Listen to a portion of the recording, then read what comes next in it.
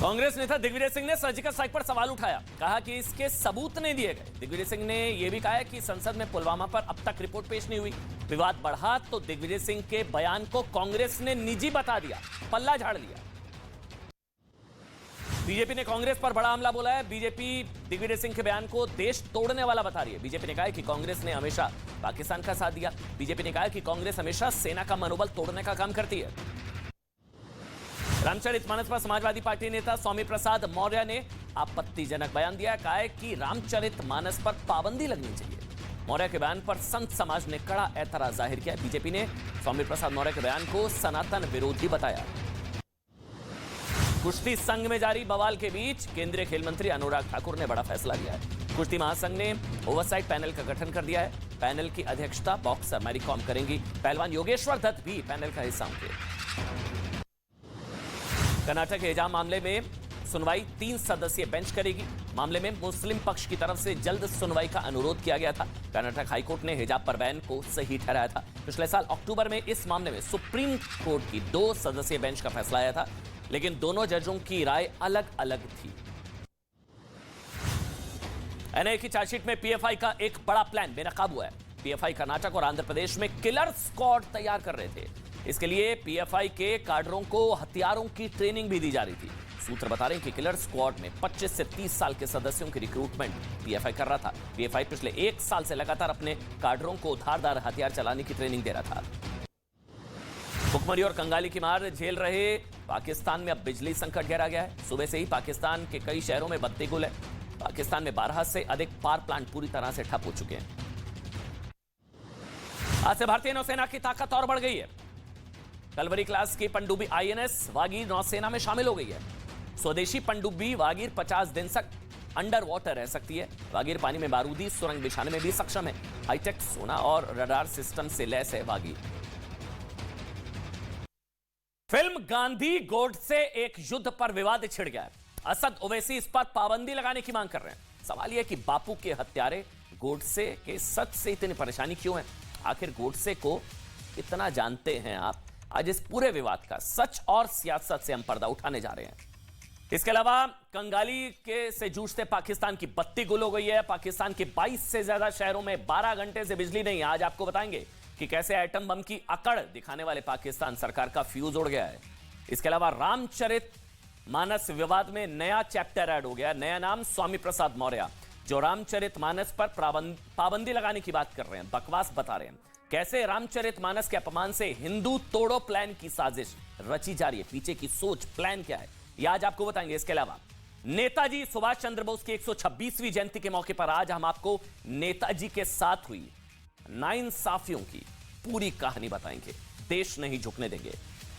ये रहेंगी आज की 4 बड़ी खबरें। लेकिन आज सबसे पहले आज की सबसे बड़ी खबर। आज हम स्वतंत्र भारत का एक सबसे विवादित चरित्र और राष्ट्रपिता महात्मा गांधी के हत्यारे नाथूराम गोडसे पर बात करेंगे।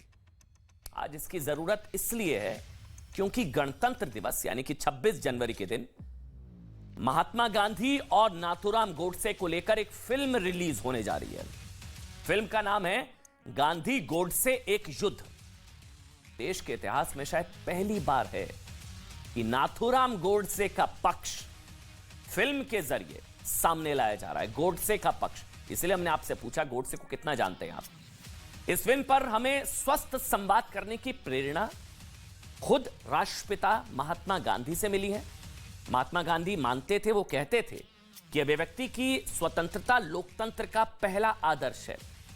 खुद राष्ट्रपिता महात्मा गांधी ये मानते थे कि लोकतंत्र में संपूर्णता तब तक नहीं आ सकती जब तक हर व्यक्ति के सवाल को संतुष्ट ना किया जाए। अभिव्यक्ति की आजादी हर एक का अधिकार है। यही लोकतंत्र की आदर्श स्थिति है। स्वस्थ संवाद होना बहुत जरूरी है। महात्मा गांधी के इन्हीं विचारों को ध्यान में रखकर हम नाथूराम गोडसे की बात करेंगे, जिसके बारे में बात करना आजाद भारत में महापाप माना जाता है। गोडसे हिंदू आतंकवादी ये सब कहा जाता है। लेकिन पहले हम आपको दिखाते हैं नाथूराम गोडसे और महात्मा गांधी के विचारों में टकराव पर बनी फिल्म पर देश में कैसे टकराव हो रहा है, यह आपको देखना चाहिए। इस फिल्म को तुरंत बैन किया जाए और बनाने वाले पर केस दायर किया जाए। गांधी के कातिल का पिक्चर बन रहा है, क्या बीजेपी आरएसएस उस पिक्चर को बैन करेगी? ये बैलेंस वही लोग कर सकते हैं जिनकी आस्था खूनी विचारधारा के साथ होती है। गोडसे को बापू की तुलना में रखना, उनके साथ उनको ले आना, ये एक हीन प्रवृत्ति है।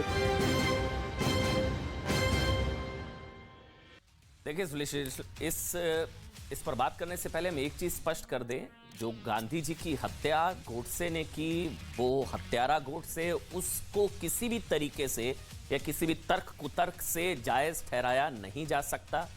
वो हत्या की गई थी राष्ट्रपिता महात्मा गांधी की, वो गलत थी।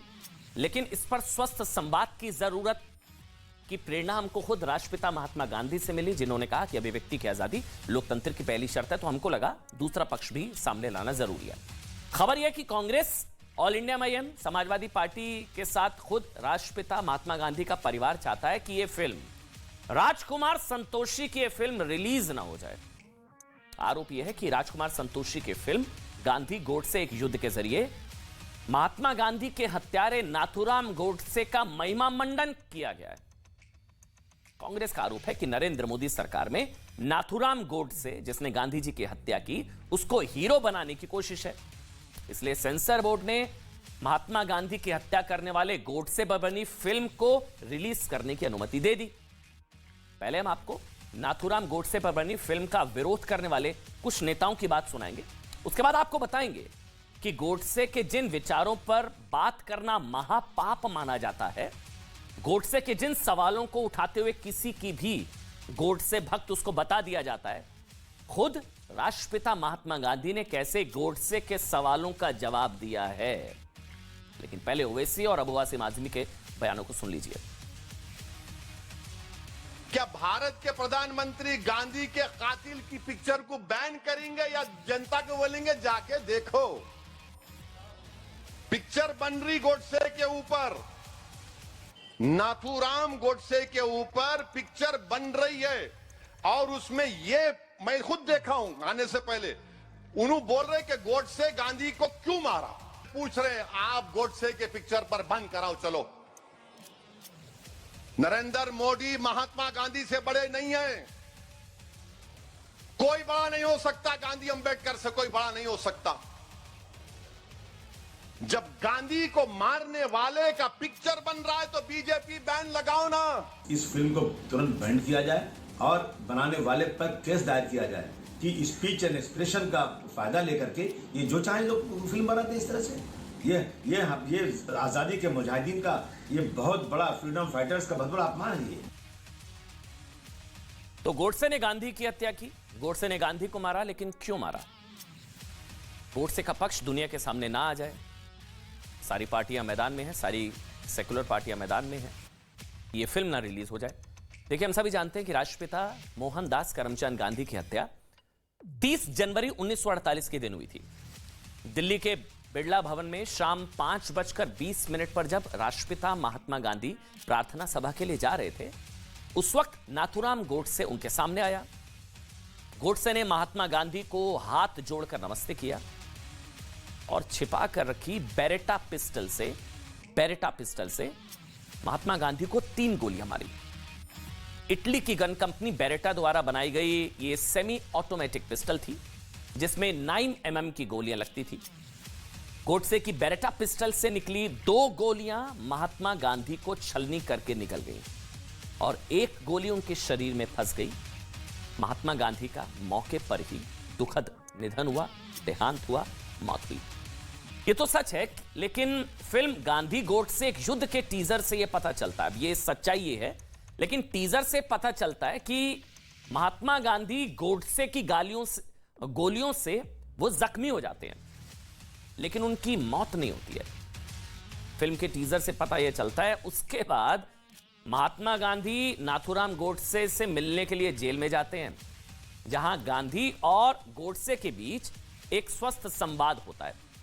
महात्मा गांधी गोडसे की हर उस बात का जवाब देते हैं जिससे लेकर गोडसे महात्मा गांधी से नाराज था, जिस वजह से गोडसे ने गांधी की हत्या की। सारे सवालों के जवाब गांधी को खुद देता है गोडसे। आज आपको जानना चाहिए कि हत्यारा गोडसे भारत के राष्ट्रपिता और दुनिया में अहिंसा के सबसे बड़े नायक महात्मा गांधी से क्यों नाराज था। नाथूराम गोडसे यह मानता था कि अखंड भारत के बंटवारे के लिए महात्मा गांधी जिम्मेदार थे। यह नाथूराम गोडसे की सोच थी। नाथूराम गोडसे इस बात से नाराज था कि भारत के विभाजन के बाद भी महात्मा गांधी ने पाकिस्तान को 55 करोड़ रुपए देने के लिए अनशन किया। नाथूराम गोडसे इस बात से नाराज था। नाथूराम गोडसे इस बात से नाराज था कि उसका पक्ष था या उसका मानना था कि महात्मा गांधी बंटवारे के बाद पाकिस्तान में हो रहे हिंदू नरसंहार पर चुप रहे। यह नाथूराम गोडसे मानता था। नाथूराम गोडसे इस बात से नाराज था कि हिंदू नरसंहार के बावजूद महात्मा गांधी अपनी सभाओं में कुरान का पाठ पढ़ा रहे थे। एक तरफ हिंदुओं का कत्लेआम नरसंहार हो रहा है, और सबसे बड़ी बात, नाथूराम गोडसे महात्मा गांधी से इसलिए भी नाराज था क्योंकि उसे लगता था, नाथूराम गोडसे को लगता था कि महात्मा गांधी मुस्लिम तुष्टीकरण में लगे हुए थे। यह नाथूराम गोडसे मानता था। 30 जनवरी 1948 को महात्मा गांधी की हत्या के बाद नाथूराम गोडसे ने भागने की कोशिश नहीं की, सरेंडर किया, आत्मसमर्पण किया। नाथूराम गोडसे की गिरफ्तारी के 655 दिन बाद अंबाला जेल में नाथूराम गोडसे को फांसी हुई थी। लेकिन फांसी से पहले दिल्ली के लाल किले में नाथूराम गोडसे, नारायण आप्टे, विष्णु करकरे, मदनलाल पाहवा, शंकर सिंह किस्तैया, गोपाल गोडसे और दत्तात्रेय पर केस चला।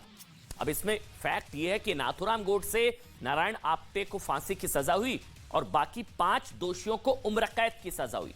फांसी की सजा 2 को हुई। अदालत में हत्यारे नाथूराम गोडसे ने स्वीकार किया कि वो महात्मा गांधी का वो बहुत सम्मान करता था। गोली चलाने से पहले महात्मा गांधी के सम्मान में ही वो झुका था, ये नाथूराम गोडसे। लेकिन उसका मानना था कि देश को धोखा देकर पूज्य मातृभूमि के विभाजन का अधिकार किसी बड़े से बड़े महात्मा को भी नहीं है। इसलिए उसने महात्मा गांधी को गोली मारने का फैसला किया। अब गोडसे का परिवार क्या बताता है, यह भी आज आपको जानना चाहिए। गोडसे के परिवार के मुताबिक 15 नवंबर 1949 को जब नाथूराम गोडसे और नारायण आप्टे उनको फांसी दी गई, ये उनका परिवार बताता है गोडसे का, तो उनके एक हाथ में भगवत गीता और दूसरे हाथ में अखंड भारत का नक्शा था।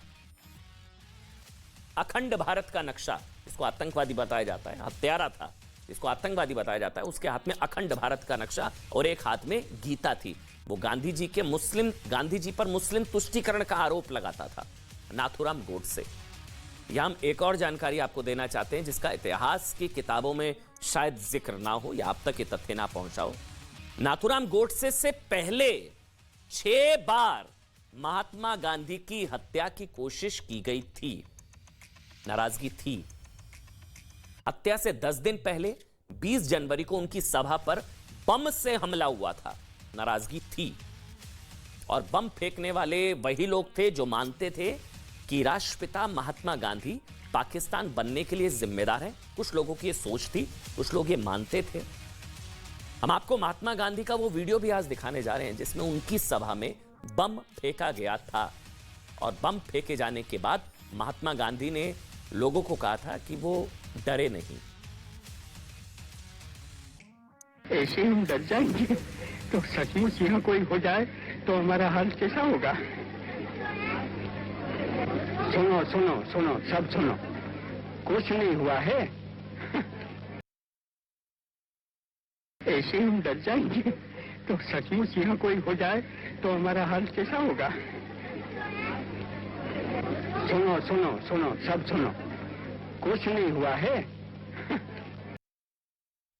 यानी कि नाथूराम गोडसे एक व्यक्ति था, लेकिन एक विचारधारा थी जो महात्मा गांधी के खिलाफ थी। नाथूराम उसी विचारधारा के व्यक्ति था जो महात्मा गांधी को देश के बंटवारे के लिए दोषी मानती है, जो विचारधारा मानती है। इसलिए महात्मा गांधी पर कई बार हमले हुए ये सच है कि महात्मा गांधी और नाथूराम गोडसे दोनों देशभक्त थे, लेकिन गोडसे महात्मा गांधी की विचारधारा और गोडसे की और गांधी की विचारधारा अलग अलग थी। नजरिया अलग था, तरीका अलग था, सोच अलग थी, रास्ता अलग था। और अलग विचारधारा की वजह से गोडसे विभाजन को लेकर महात्मा गांधी का पक्ष नहीं समझ पाया और उसने गलत कदम उठाया, हत्या कर दी गांधी जी की। महात्मा गांधी के पोते और लेखक राजमोहन गांधी ने अपनी किताब द गुड पोर्टमैन है पोर्ट्रेट ऑफ गांधी में लिखा है कि महात्मा गांधी कभी नहीं चाहते थे कि देश का बंटवारा हो।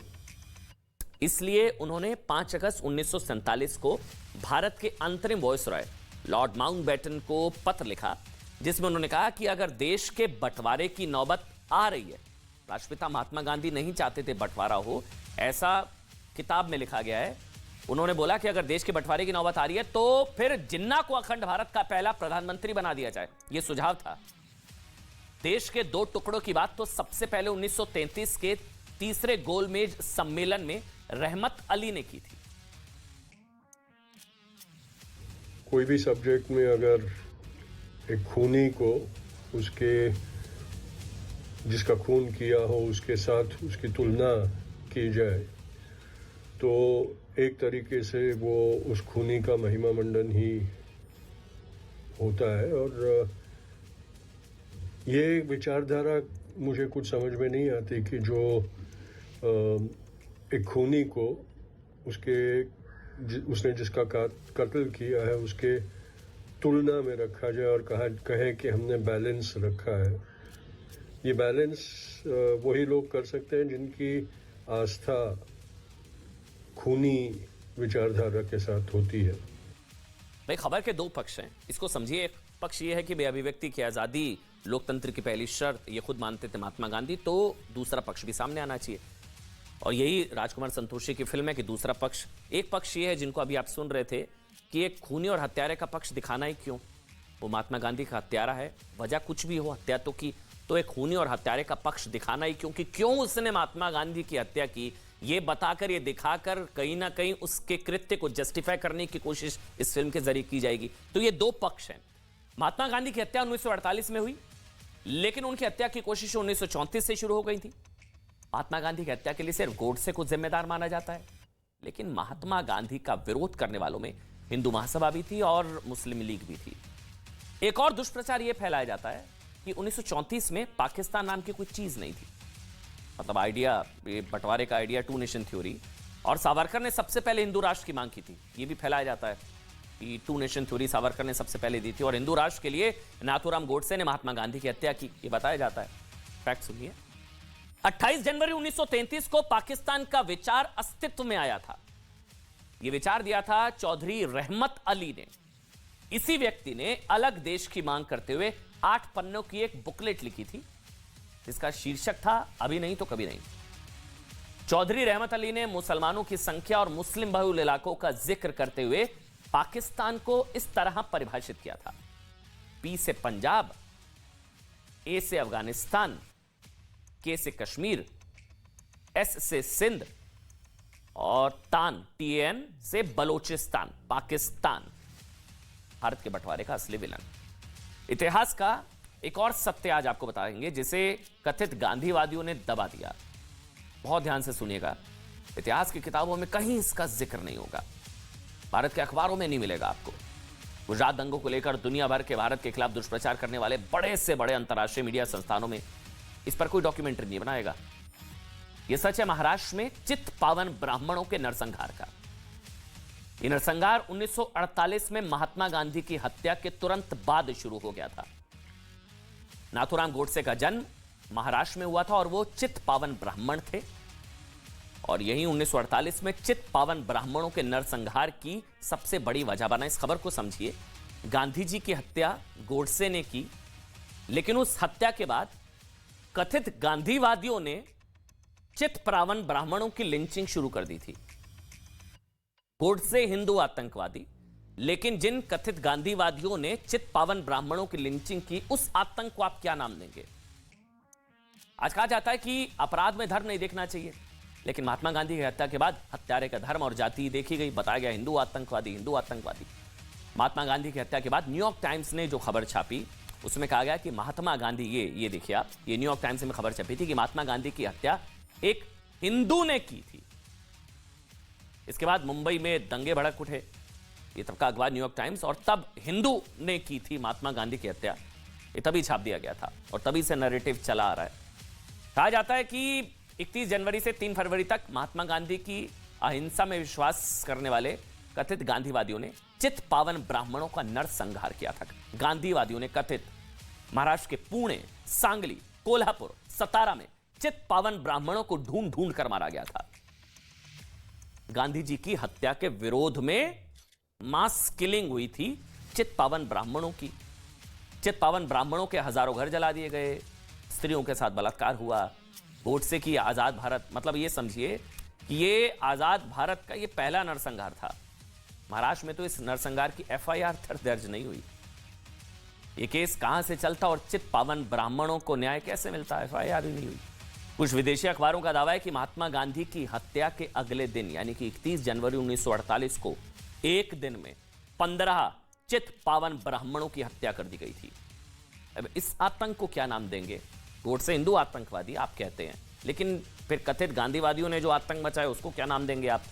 यहां तक कि वीर सावरकर के भाइयों को बिना कोई दोष साबित हुए पत्थर से मारा गया था। वीर सावरकर के परिवार का दावा है कि महात्मा गांधी की हत्या के बाद वीर सावरकर को गिरफ्तार किए जाने के तुरंत बाद उनके घर को घेर लिया गया, पत्थरबाजी हुई। आजाद भारत की संभवतः पहली मॉब लिंचिंग में जान गंवाने वाले वीर सावरकर के भाई नारायण सावरकर ही थे। सवाल यह कि गोडसे को हत्यारा तो कहा जा सकता है, लेकिन क्या आतंकवादी कहना सही होगा? महात्मा गांधी की हत्या निंदनीय है, घोर अपराध है। किसी भी कुतर्क के सहारे गोडसे को सही नहीं ठहराया जा सकता, लेकिन क्या इसके लिए किसी की अभिव्यक्ति की स्वतंत्रता छीन लेनी चाहिए? सोचिए, अभिव्यक्ति की स्वतंत्रता के नाम पर हमारे देश में कई लोग भगवान राम पर आपत्तिजनक टिप्पणियां करते हैं, रामचरितमानस बैन करने की मांग करते हैं, राम के व्यवहार की समीक्षा हो सकती है, राम पर सवाल उठ सकते हैं। तो यहां ये वाले सवाल क्यों नहीं उठ सकते? हिंदुओं को आतंकी और गंदा कहने को अभिव्यक्ति की स्वतंत्रता का नाम दिया जाता है। हमारे देश में संसद पर हमले के दोषी आतंकी अफजल गुरु को अभिव्यक्ति की स्वतंत्रता मिली, आतंकवादियों पर पिक्चरें बनी हैं, कसाब को अपनी बात कहने की छूट मिली। लेकिन हमारे देश में महात्मा गांधी के विचारों के खिलाफ गोडसे को यह छूट कभी नहीं मिली। गोडसे को कितना जानते हैं आप? फिल्म गांधी गोडसे एक युद्ध में इसी बात को लेकर कोशिश की गई है, इसलिए पूरा विवाद यही है जिसको लेकर हमको लगा आज पहली खबर आपको यह बतानी चाहिए। छोटा सा ब्रेक, तुरंत हाजिर होंगे। देश नहीं चूकने देंगे, देखते रहिए।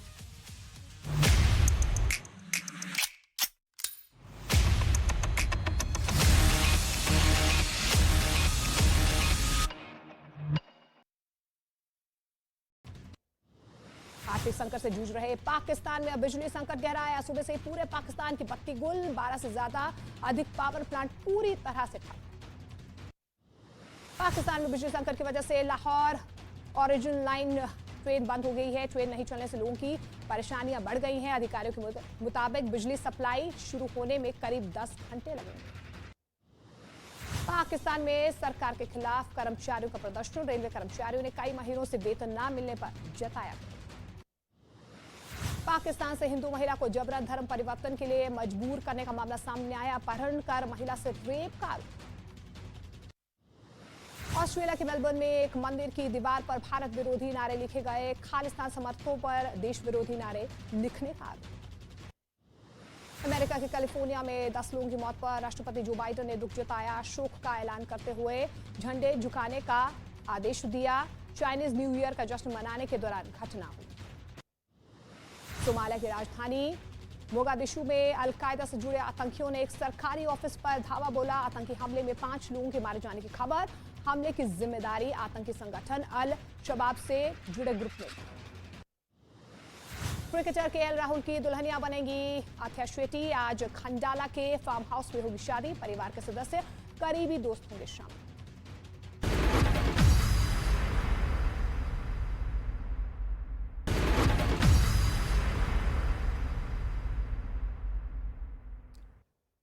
और अब देश दुनिया की तमाम बड़ी खबरों के लिए देखते हैं धमाकेदार 50। महाराष्ट्र के नांदेड़ में आपसी रंजिश में एक होटल मालिक पर हमला, आरोपी ने चाकू से किया हमला, पूरी घटना सीसीटीवी कैमरे में रिकॉर्ड। उत्तर प्रदेश के गाजियाबाद में एलिवेटेड रोड पर रील बनाने पर हुई कार्रवाई, वीडियो वायरल होने पर पुलिस ने गाड़ी का 17,000 का चालान काटा। गोवा के मापुसा इलाके में हुए ब्लास्ट का सीसीटीवी वीडियो सामने आया, धमाके के बाद फॉरेंसिक टीम ने जुटाए सबूत। उत्तर प्रदेश के मेरठ की एक यूनिवर्सिटी में 2 विदेशी लड़कियों से बदसलूकी का मामला सामने आया। वीडियो में कुछ छात्र विदेशी लड़कियों के पीछे हूटिंग करते नजर आए। विदेशी लड़कियों पर धर्मांतरण के प्रचार का आरोप। हरियाणा के रोहतक में 2 बदमाशों ने एक दुकान में पिस्तौल के दम पर लूट की कोशिश की। पूरी घटना वहां पर लगे सीसीटीवी कैमरे में रिकॉर्ड हो गई। पुलिस जल्द पकड़ने का कर रही है दावा। उत्तर प्रदेश के आगरा में हुए दुकानदार से सोने की चेन छीनकर फरार हो गया। वारदात सीसीटीवी में रिकॉर्ड हो गई। पुलिस केस दर्ज कर आरोपी की तलाश में जुटी। बिहार के पटना में कुछ चोर एक कुरियर कंपनी के दफ्तर से 41 किलो चांदी चोर कर फरार हो गए। घटना सीसीटीवी कैमरे में रिकॉर्ड, आरोपियों की तलाश में जुटी पुलिस। छपरा के बाद अब बिहार के सिवान में भी जहरीली शराब का कहर। शराब पीने से 3 लोगों की मौत, 7 लोगों की हालत गंभीर। दिल्ली के बवाना इंडस्ट्रियल एरिया में एक फैक्ट्री में लगी भीषण आग, दमकल की 13 गाड़ियां आग बुझाने में जुटी। मध्य प्रदेश के झाबुआ में पेट्रोल पंप के पास खड़ी बस में लगी आग, आसपास फैला काले धुएं का गुबार, आग में बस जलकर राख। जम्मू कश्मीर के श्रीनगर में आतंकियों ने किया ग्रेनेड से हमला, एक नागरिक घायल। जम्मू कश्मीर के शोपियां से हिजबुल मुजाहिदीन का आतंकी पकड़ा गया। गिरफ्त में आए आतंकी का नाम नासिर अहमद शेर गोजरी बताया जा रहा है। 2017 से फरार था नासिर। परमवीर चक्र से सम्मानित वीरों के नाम पर हुआ अंडमान निकोबार के 21 द्वीपों का नाम। वीडियो कॉन्फ्रेंसिंग के जरिए प्रधानमंत्री नरेंद्र मोदी ने किया नामांकन। कहा ये द्वीप आने वाली पीढ़ियों के लिए निरंतर प्रेरणा का स्थल बने। सुभाष चंद्र बोस द्वीप पर बनने वाले राष्ट्रीय स्मारक के मॉडल का भी किया गया अनावरण। गृह मंत्री अमित शाह कार्यक्रम में हुए शामिल। अंडमान निकोबार दौरे पर गृह मंत्री अमित शाह विजेताओं को किया सम्मानित, कई कार्यक्रमों में होंगे शामिल। नेताजी सुभाष चंद्र बोस की 126वीं जयंती पर देश मना रहा है पराक्रम दिवस। संसद भवन में दी गई श्रद्धांजलि। प्रधानमंत्री नरेंद्र मोदी और लोकसभा अध्यक्ष ओम बिरला ने किया नमन। नेताजी की जयंती के मौके पर मुख्यमंत्री योगी आदित्यनाथ ने सुभाष चंद्र बोस की प्रतिमा पर माल्यार्पण किया। कहा नेताजी के बताए रास्ते पर चलकर राष्ट्र प्रथम के भाव को निखारे। नेताजी सुभाष चंद्र बोस की जयंती पर कोलकाता के शहीद मीनार में कार्यक्रम का आयोजन। आरएसएस प्रमुख मोहन भागवत ने कार्यक्रम में हिस्सा लिया। बोले पूरा करना है नेताजी का काम। आज से भारतीय नौसेना की ताकत में हुआ बड़ा इजाफा। कलवरी क्लास की पनडुब्बी आईएनएस बागीर हुई नौसेना में शामिल। भारत में ही तैयार की गई सबमरीन बागीर। सेना प्रमुख जनरल मनोज पांडे ने एलएसी का दौरा किया। सुरक्षा पर हालात की जानकारी दी। जनरल मनोज पांडे ने एलएसी पर तैनात जवानों का हौसला बढ़ाया और उनकी तारीफ भी की। दिल्ली में कर्तव्य पथ पर गणतंत्र दिवस परेड की full dress rehearsal. Vijay Chowk से शुरू होकर लाल किला तक चलेगी रिहर्सल। 26 जनवरी से पहले जम्मू कश्मीर में सुरक्षा सख्त। बारामूला में सुरक्षा बल के जवानों ने ड्रोन से की निगरानी। असम के गुवाहाटी में 26 जनवरी से पहले सुरक्षा चाक चौबंद। रेलवे स्टेशन समेत कई सार्वजनिक जगहों पर सुरक्षा के कड़े इंतजाम किए गए। जवानों ने ली तलाशी। महाराष्ट्र के अहमदनगर में पुलिस ने की मॉक ड्रिल। आतंकवादी हमले का मुकाबला करने और निर्दोष लोगों की जान बचाने के लिए की गई मॉक ड्रिल। उत्तर प्रदेश के नोएडा में पुलिस और 3 किडनैपर के बीच मुठभेड़ हुई है। मुठभेड़ के दौरान तीनों किडनैपर के पैर में गोली लगी। पुलिस ने एक संदिग्ध कार को ट्रैक करते हुए एक लड़के को भी छुड़वाया। तमिलनाडु के अक्कोकड़म में एक मंदिर उत्सव कार्यक्रम के दौरान हादसा हुआ। एक क्रेन के गिरने से 4 लोगों की मौत हो गई, जबकि 9 लोग घायल बताए जा रहे हैं। उत्तर प्रदेश के शाहजहांपुर में बन रहे मकान का एक हिस्सा गिरने से हादसा हुआ। मलबे में दबने से 2 मजदूर घायल हुए। दिल्ली के मंगोलपुरी में ट्रक पलटने से हुआ दर्दनाक हादसा। ट्रक की चपेट में आने से एक की हुई मौत, 2 लोग गंभीर रूप से घायल। उत्तर प्रदेश के उन्नाव में सड़क हादसे में 6 लोगों की दर्दनाक मौत।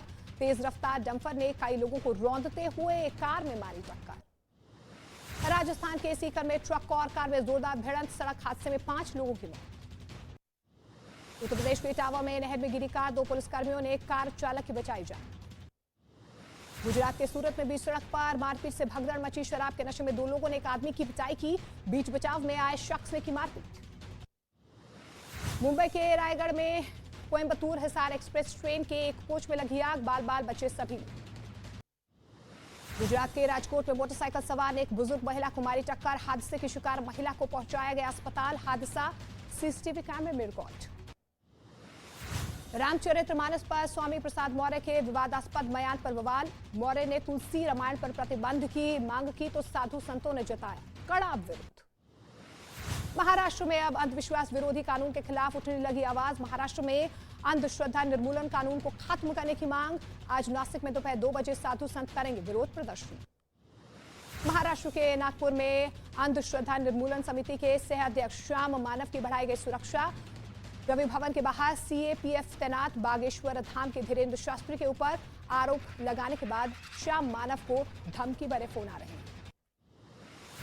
रक्षा मंत्री राजनाथ सिंह का राहुल गांधी पर निशाना। मध्य प्रदेश की एक रैली में राहुल पर लगाया देश की छवि खराब करने का आरोप। पेट्रोलियम मंत्री हरदीप पुरी ने तेल कंपनियों से की अपील। कहा अगर घाटे से उबर चुके हैं तो पेट्रोल डीजल की कीमतें करो कम। देहरादून में उत्तराखंड जैविक उत्पाद परिषद के कार्यशाला में पहुंचे मुख्यमंत्री पुष्कर सिंह धामी। कहा पहले 2% जमीन पर होती थी जैविक खेती, अब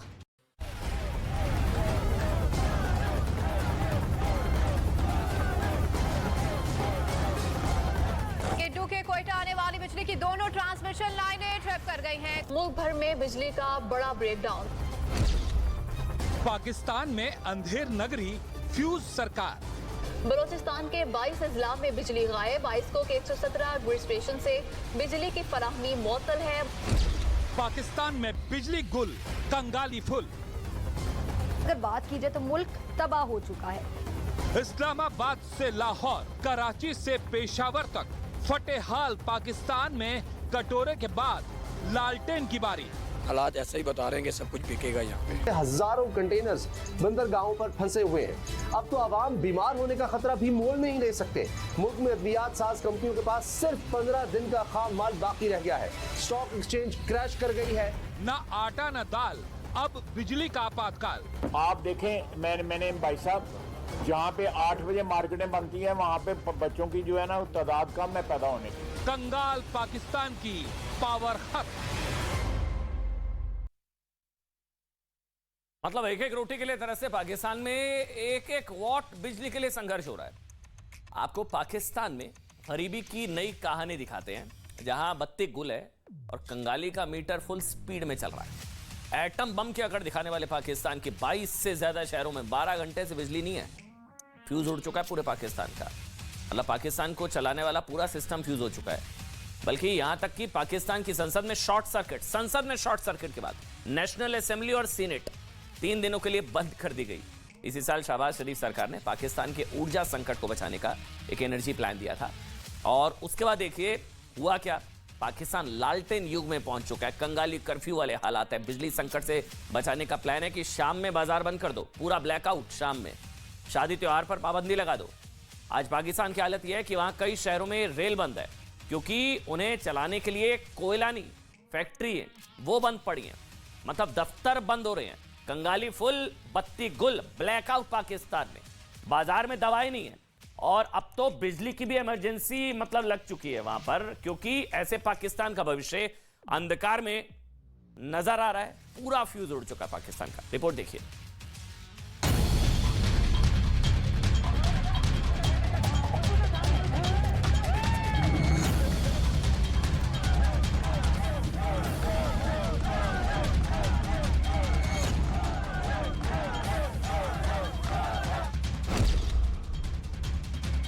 दिन में भारत को एटम बम की धमकी देने वाले पाकिस्तान में परमानेंट अंधेरा छाने वाला है। महंगाई और आर्थिक संकट से जूझ रहे पाकिस्तान के सामने अब बिजली संकट खड़ा हो गया है। इस्लामाबाद, लाहौर और कराची समेत 22 शहरों में बिजली गुल हो गई है।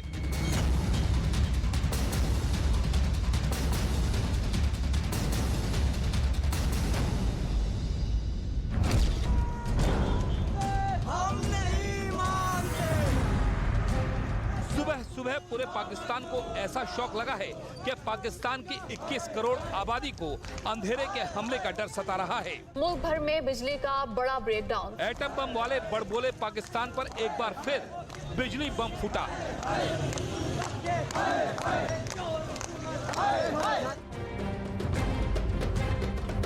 एक बार फिर पाकिस्तान सरकार की नाकामियों की चर्चा होने लगी है। लाहौर में रोजी रोटी के लिए निकले लोग भी बीच रास्ते में फंस गए। वहां चलने वाली ट्रेनें भी कई घंटे तक बंद रहीं।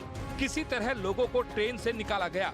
पाकिस्तान की जनता को पैदल ही ट्रैक पर चलते हुए स्टेशन जाना पड़ा। बिजली संकट की वजह से पाकिस्तान की स्थिति अंधेर नगरी वाली हो गई है। एक तो बिजली नहीं मिल रही और पाकिस्तानियों को महंगे बिल का शौक लग रहा है। कराची में बिजली कटौती और महंगी बिजली से हालात ये हैं कि लोग बिजली दफ्तरों पर हमले कर रहे हैं और अंधेरे में पानी पी पी कर पाकिस्तान की शहबाज शरीफ सरकार को कोस रहे हैं।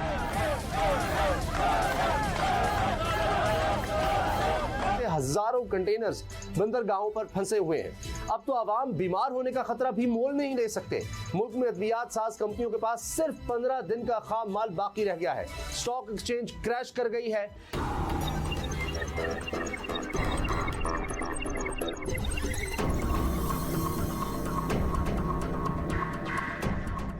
पाकिस्तान में पिछले 4 महीने में यह दूसरी बार है जब पूरे देश का पावर ग्रिड इस तरह से ठप हो गया हो। पिछले साल अक्टूबर में भी पाकिस्तान में बड़ा पावर कट हुआ था। तब कराची, लाहौर जैसे शहरों में करीब 12 घंटे तक बिजली गुल रही। ब्लैकआउट की वजह से सर्दियों में पाकिस्तान फ्रीज हो रहा है।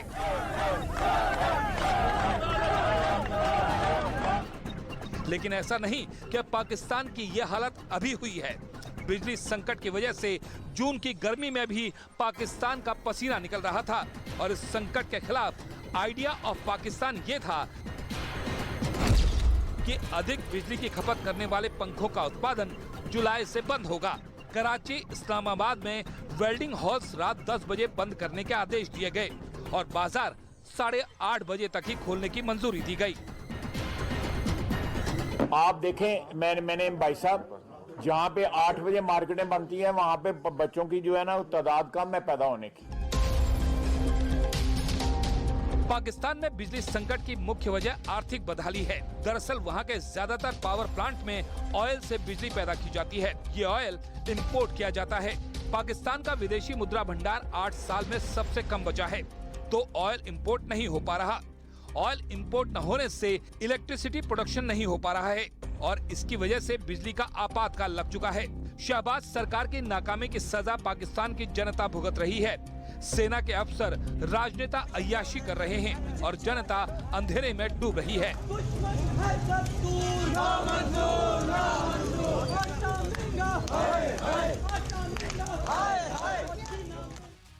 पाकिस्तान का तो फ्यूज उड़ रहा है, यहां पर भी कुछ लोगों का मानसिक दिवालियापन फ्यूज उड़ा हुआ है। रामचरितमानस पर सीरियल अटैक, बात करते हैं इसकी। सवाल कि क्या रामचरितमानस जैसे महाकाव्य की रचना करने वाले गोस्वामी तुलसीदास को 500 वर्षों के बाद इसलिए सजा दी जा रही है क्योंकि उन्होंने अकबर का दरबारी बनने या अकबर का दरबारी कवि बनने से इंकार कर दिया था। क्या तुलसीदास जी की रामचरितमानस को इसलिए सवालों के घेरे में खड़ा किया जा रहा है क्योंकि उन्होंने हम चाकर रघुवीर के पटो लिखो दरबार, तुलसीदास अब का होंगे नर के मन सबदार, मतलब ये कहकर अकबर को महान मानने और उसकी गुलामी को मानने से इंकार कर दिया था। इस दोहे में अकबर के दरबार में शामिल होने की पेशकश को ठुकराते हुए तुलसीदास जी कहते हैं कि वो तो सिर्फ भगवान राम के चाकर हैं, किसी इंसान से पद पाने की उनकी कोई इच्छा नहीं है। तुलसीदास जी ने उस वक्त एशिया की सबसे मजबूत सल्तनत की पेशकश ठुकराई थी। ये वो समय था जब राजा का आदेश ना मानने का अर्थ जान गंवाना होता था। लेकिन क्या राम के आगे, प्रभु श्री राम के आगे अकबर को महान ना मानने की तुलसीदास की यही जिद आज उनके खिलाफ मुहिम की वजह बन गई है? मतलब ये सवाल आप में से कई लोगों को अटपटा लग रहा होगा। मतलब आप लोग सोच रहे होंगे कि भाई तुलसीदास का अकबर से क्या कनेक्शन?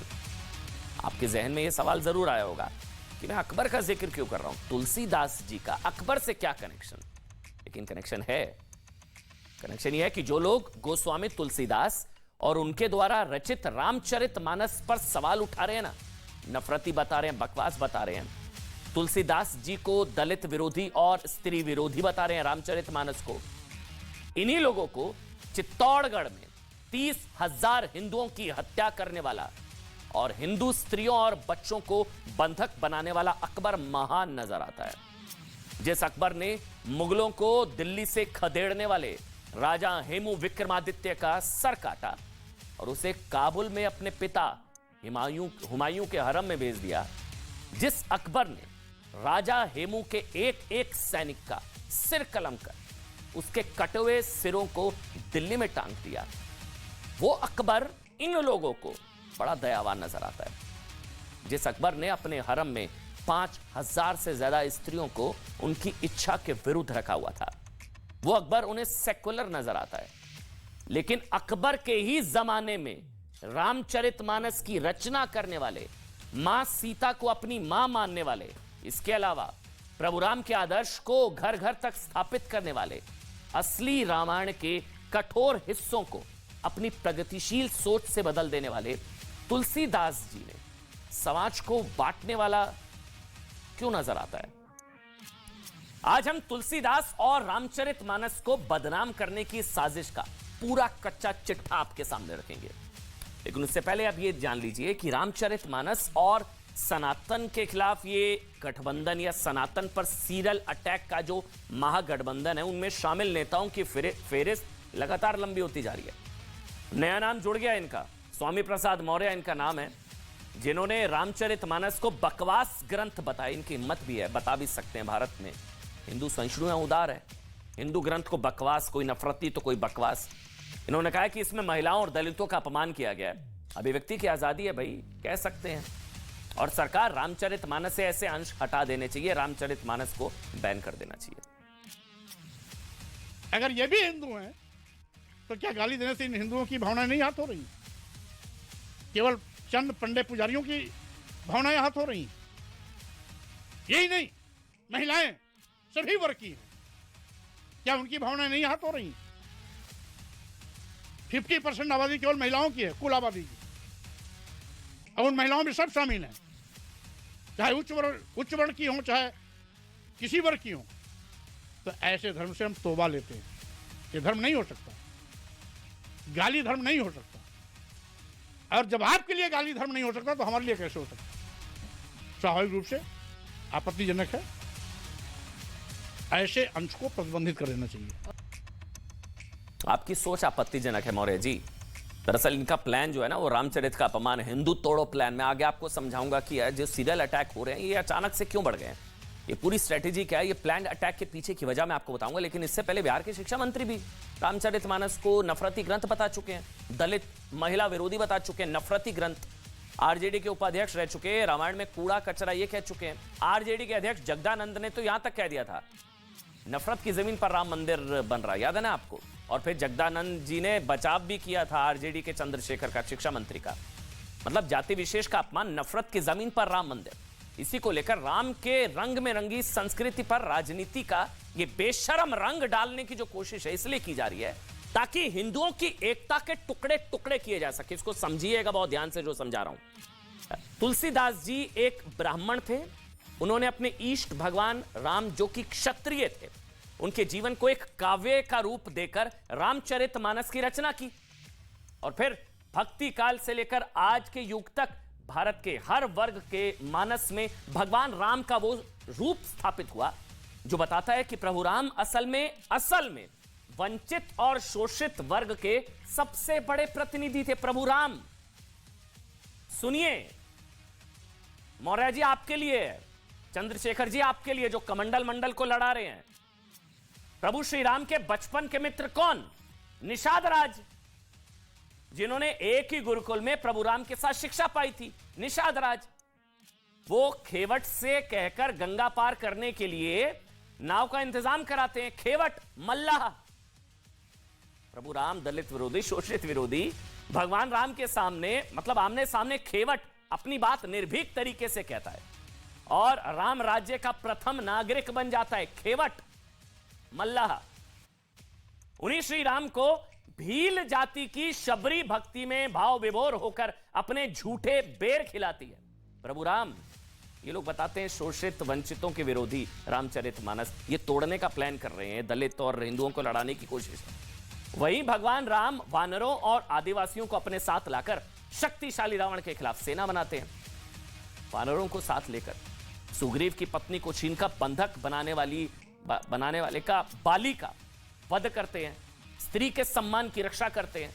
स्त्री के सम्मान, देखिए रामायण और रामचरित में ऐसे अनेकों उदाहरण मिल जाएंगे, अनेकों उदाहरण जो इस बात का प्रमाण है कि भगवान राम का जीवन उन लोगों को समर्पित था जिन्हें आज के दौर के हिसाब से समाज का वंचित, शोषित और पिछड़ा वर्ग माना जाता है। ये लोग लड़ाते हैं कि हिंदू ब्राह्मण, ये जो सोच है ये एंटी दलित है, ये शूद्र जो है ये एंटी पिछड़ा है। जो लोग इस सत्य को पचा नहीं पाते ना, वो फेक न्यूज फैलाते हैं। वो तुलसीदास और रामचरितमानस पर सवाल उठाकर समाज को बांटने की कोशिश करते हैं, समाज को तोड़ने की कोशिश करते हैं, हिंदुओं को तोड़ने की कोशिश करते हैं। ये लोग इस बहाने देश में एक बार फिर से कमंडल मंडल की लड़ाई छेड़ना चाहते हैं। कमंडल, पंडित राम मंदिर वाली लड़ाई, मंडल दलित, पिछड़े, SC ST, शोषित वर्ग, उनको कमंडल मंडल, हिंदुओं को बांटो, हिंदुओं को तोड़ो। रामचरित का अपमान, हिंदू तोड़ो प्लान।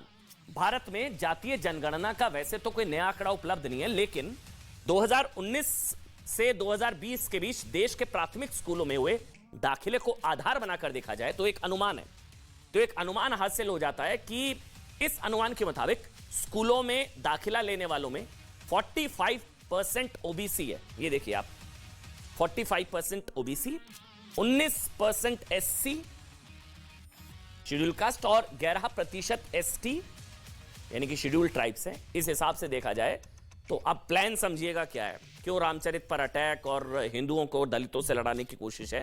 भारत में हिंदुओं की कुल आबादी में पिछड़ों और अनुसूचित जाति और जनजाति के लोगों की हिस्सेदारी कितनी है? 75%। ये 25 बनाम 75 करा रहे हैं, 80। ये हिंदुओं में 80-20 की लड़ाई कराना चाह रहे हैं रामचरितमानस के जरिए।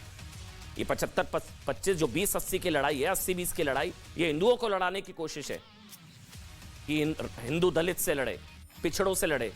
ऐसा है ही नहीं। इसलिए राम के नाम पर सियासत करने वाले ये चाहते हैं कि 80% पिछड़े और 20% सवर्णों और अन्य जाति के लोगों के बीच खाई पैदा हो जाए।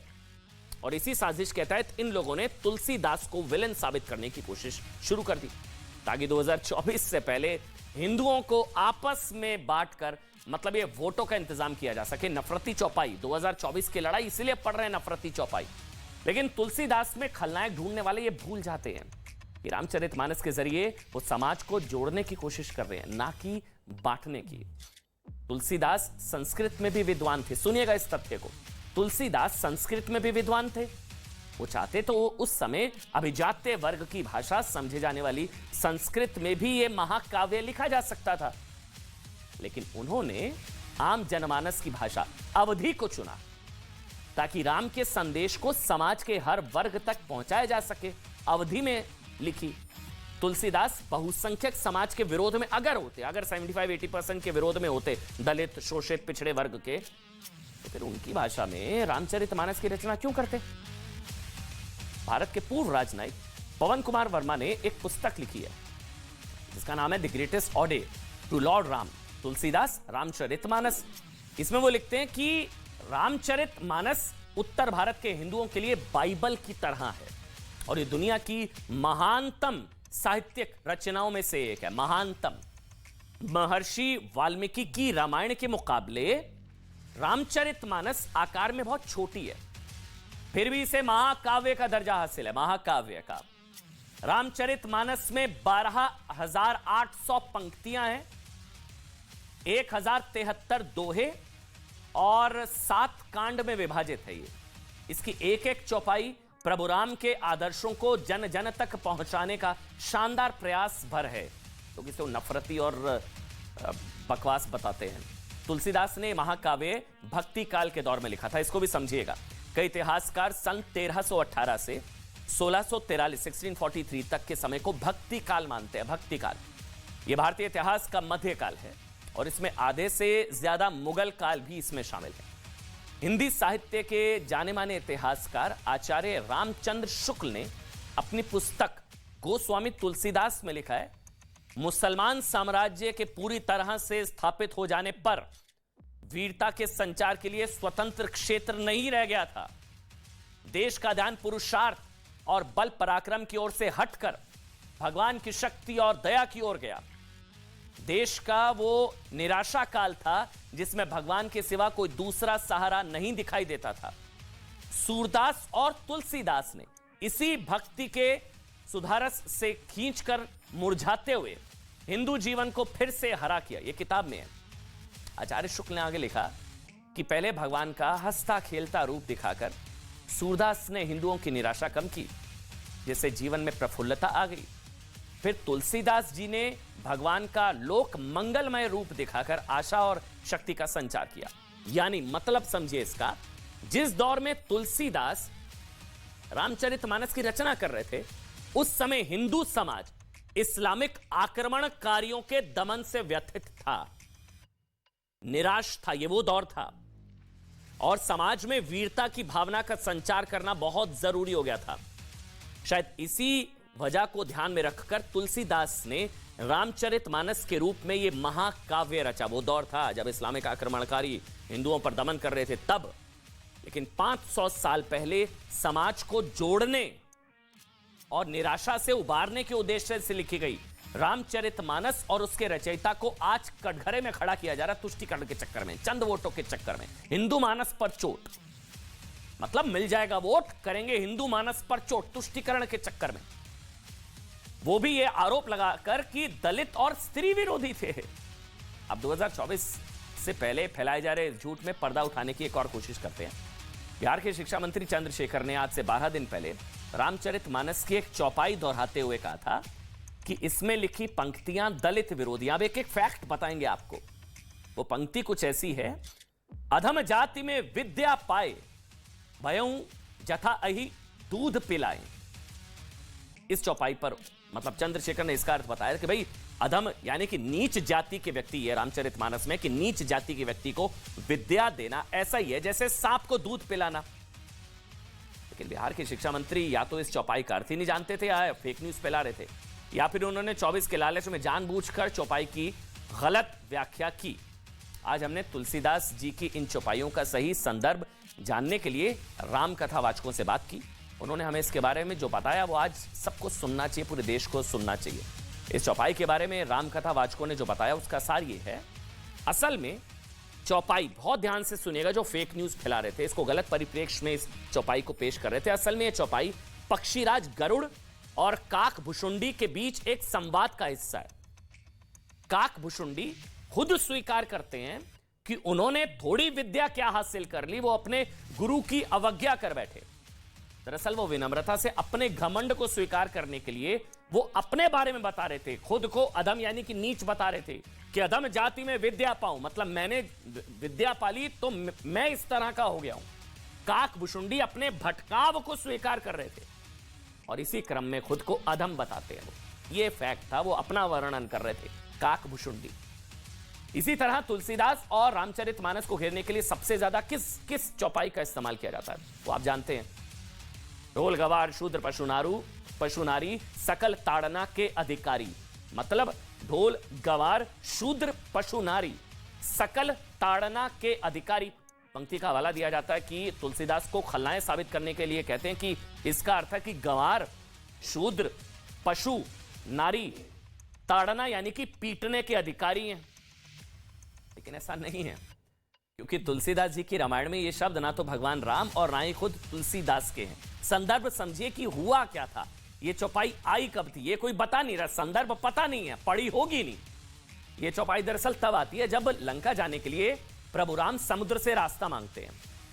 प्रभु राम 3 दिन लगातार समुद्र से कहते हैं कि उन्हें रास्ता दिया जाए, लेकिन समुद्र घमंड में उन्हें रास्ता नहीं देता है। प्रभु राम नाराज हो जाते हैं और लक्ष्मण से अग्निबाण निकालने का आदेश देते हैं कि समुद्र को सुखा दो। प्रभु राम समुद्र को सुखाने की हद तक नाराज हो जाते हैं।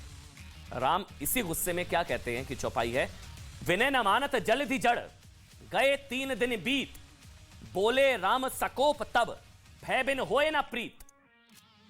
विनय न मानत जलधि जड़ गए 3 दिन बीत, बोले राम सकोप तब भय बिन होए ना प्रीत। अग्निबाण छूटने से पहले ही दरअसल समुद्र देवता प्रभु राम के सामने प्रकट होते हैं और कहते हैं कि प्रभु हम तो जड़ हैं, प्रार्थना समझ में नहीं आती है। समुद्र इसी प्रसंग में प्रभु राम से कहता है वो अपने बारे में कि ढोल गवार शूद्र पशु नारी सकल ताड़ना के अधिकारी, मतलब हम लोग ताड़ना के अधिकारी हैं। फेक न्यूज फैला दी जाती है कि ये सब दलितों के लिए कहा गया और इनके लिए कहा गया। अब ये बात ना तो भगवान राम ने कही, ना ही तुलसीदास ने, बल्कि रामायण के पात्र समुद्र ने कही। वो अपनी कंडीशनिंग बता रहा है कि मेरी कैसी कंडीशनिंग हुई है कि अब जरूरी नहीं कि किसी भी साहित्यिक रचना का हर पात्र बहुत समझदार और सामाजिक रूप से विवेकशील हो। पात्र कई बार अपने परिवेश के हिसाब से बातें कहते हैं। एक और चीज समझिएगा, ताड़ना के अधिकारी। ताड़ना शब्द का एक अर्थ घूरना भी होता है या ध्यान देना, जरूरत से ज्यादा ध्यान देना। इसलिए कुछ मानते हैं कि इस चौपाई का अर्थ है ढोल गवार शुद्ध और नारी का दूसरों के मुकाबले ज्यादा ध्यान रखना, यानी कि इन्हें संरक्षण की जरूरत होती है। ऐसे ही कुछ लोग इसका अर्थ तारना भी लगाते हैं। तारना मतलब किसी को तार देना, किसी का उद्धार कर देना, ना कि पिटाई। ताड़ना, तारना, तार देना, यह भी मतलब निकालते हैं कुछ लोग। अब जो लोग तुलसीदास को स्त्री विरोधी बताने पर तुले हैं, उन्हें हम एक ऐसा तथ्य बताएंगे कि उनके सभी तर्क धाराशायी हो जाएंगे। दुनिया में फेमिनिज्म यानी कि नारीवाद की शुरुआत 1848 में हुई थी। यह स्त्रियों के अधिकारों के लिए लड़ा जाने वाला आंदोलन है। भारत में तो महिलाओं के अधिकारों की असली लड़ाई हाल में ही कुछ वर्षों में हुई है ना। लेकिन गोस्वामी तुलसीदास जी ने 500 साल पहले ही नारीवाद की ताकत को पहचान लिया था, क्योंकि वह खुद एक सच्चे फेमिनिस्ट थे। यह बात दो तथ्यों से साबित होती है। पहली ये, तुलसीदास अपनी पत्नी रत्नावली से इतना प्रेम करते थे कि वो उनके बगैर एक दिन भी नहीं रह पाते थे। एक बार जब उनकी पत्नी मायके चली गई तो वो परेशान हो गए। उस दिन बहुत बारिश हो रही थी, लेकिन तुलसीदास से रहा नहीं गया और बारिश से उफनती नदी पार करके अपनी पत्नी तक पहुंचने की कोशिश करने लगे। घर पहुंचकर वो सांप को रस्सी समझकर उसके सहारे उस कमरे की खिड़की तक पहुंच गए जिसमें उनकी पत्नी रहा करती थी। लेकिन इस मुलाकात के दौरान उनकी पत्नी ने उनसे कहा कि जितना प्यार आप मुझसे करते हैं उतना भगवान राम से करते तो आपका जीवन धन्य हो जाता। इसके बाद अपनी पत्नी की बातों से प्रेरणा लेकर तुलसीदास जी ने रामचरितमानस की रचना शुरू की। दूसरा तथ्य है कि तुलसीदास जी ने रामचरितमानस से रामायण के उन सभी प्रसंगों को हटा दिया जिनसे माता सीता को चोट पहुंची थी। इसलिए तुलसीदास की रामचरितमानस में सीता परित्याग का भी जिक्र नहीं है। तुलसीदास जी जानते थे कि इस महाकाव्य में मां सीता के रूप में एक स्त्री की भूमिका कितनी महत्वपूर्ण है, और इसलिए उन्होंने उन सब पुरानी बातों को अपने महाकाव्य का हिस्सा नहीं बनाया जो महिलाओं के सम्मान को चोट पहुंचा सकते हैं। फिर भी कुछ लोग आज तुलसीदास को स्त्री और दलित विरोधी बताकर, रामचरितमानस को नफरती बताकर अपना हित साध रहे हैं। शायद ऐसे लोगों के लिए तुलसीदास जी ने रामचरितमानस में ही लिखा है, जाकी रही भावना जैसी प्रभु मूरत देखी तिन तैसी। यानी कि जिनकी निंदा आलोचना करने की आदत हो गई है, दोष ढूंढने की आदत पड़ गई है, वो हजारों गुण होने पर भी दोष ही ढूंढते हैं। सिर्फ संस्कृत भाषा की बात करें तो संस्कृत में रामायण के 25 से ज्यादा रूप मौजूद हैं। पूरी दुनिया के अलग अलग देशों में 300 तरह की रामायण कही जाती है। इनका मंचन भी भारत ही नहीं, सुनिए, दक्षिण और पूर्वी एशिया के कई देशों में किया जाता है। यानी कि सबके अपने अपने राम हैं, और ये सनातनी लोकतंत्र ही जिसने सबको अपने अपने राम की अपनी अपनी व्याख्या करने का अधिकार दिया हुआ है।